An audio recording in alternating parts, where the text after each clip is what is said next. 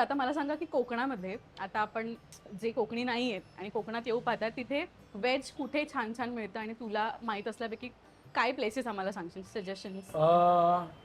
आता मी मधल्या काळात शूट करायला गेलो होतो. आपली आसोबाची प्लेलिस्ट आहे फूडचं ठिकाण नावाची. राजापूर म्हणजे पाचलला आपण उतरलो. ती पण तिलाही आवडतं. पाचल बाजारपेठेच्याच अलीकडे पाचल बाजारपेठेतच पाथरेंची खानावळ आहे. त्या खानावळीचं नाव काय? घर खानावळसारखंच आहे. पाथरे नाव नाही. आडनावाचं आम्हाला ते लोकेशन माहिती आहे. पाथरेंची खानावळ फेमस आहे.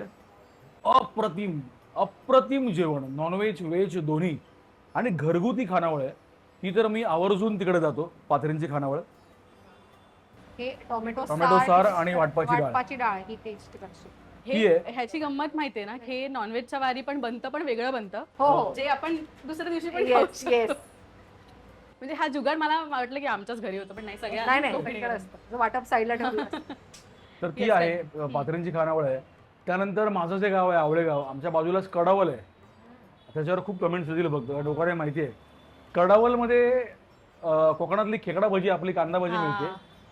ती कांदा भजी मी संपूर्ण विश्वात कुठेच खाल्लेली नाही. Absolutely नाही.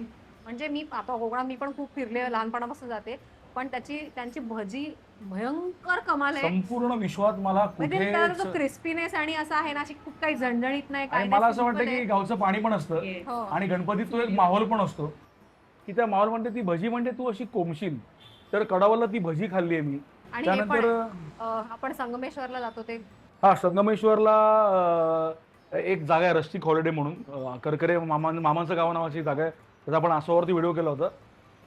मला सांगायला आवडेल की मी आतापर्यंत घराबाहेर खाल्लेलं, म्हणजे भजी हा मुद्दा वेगळा झाला, मी आतापर्यंत घराबाहेर खाल्लेलं, एखाद्या रिसॉर्टवर खाल्लेलं, एखाद्या हॉटेलमध्ये खाल्लेलं जगातलं सर्वोत्कृष्ट व्हेज शाकाहारी जेवण मी तिकडे जेवलोय.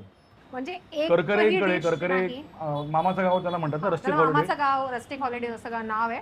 म्हणजे तू लोणच्यापासनं कोशिंबिरीपासनं सगळ्या कुठल्याही फूड पर्यंत एकही आयटम असा नाही की त्यात एवढीशी काही नाव ठेवायला जागा असेल.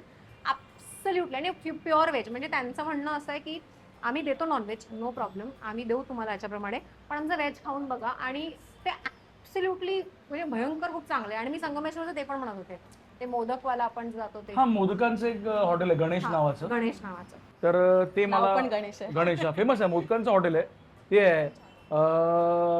भावजाची खानावळ आहे कुडाळात, फेमस आहे. बऱ्याच जागा आहेत. कुडाळातली भावजाची खानावळ दीपक मला वाटतं ती पण लोकांना आवडते. कुडाळ बाजारपेठेत ना सुगरण का काहीतरी नावाचं एक घावणे चटणी असं एक हे जागा आहे. तर बरेचसे कुडाळ बाजारपेठेतली कुडाळातली माणसं आम्हाला म्हणतात की आम्हाला तिकडे आलो असं वाटतं इथे आल्यानंतर. हो, वा वा वा. तुम्ही मुंबई गोवा हायवे घ्याल ना गं, तर अशा असंख्य जागा आहेत. लोक तर उड्या मारतील. हो, आणि आता सगळे हा व्हिडिओ बघत सगळे हो. प्लीज note करून ठेवत आम्हाला असतील. कमेंट करून सांगा की तुम्हाला कुठल्या जागा माहिती आहेत. हा, अगदीच.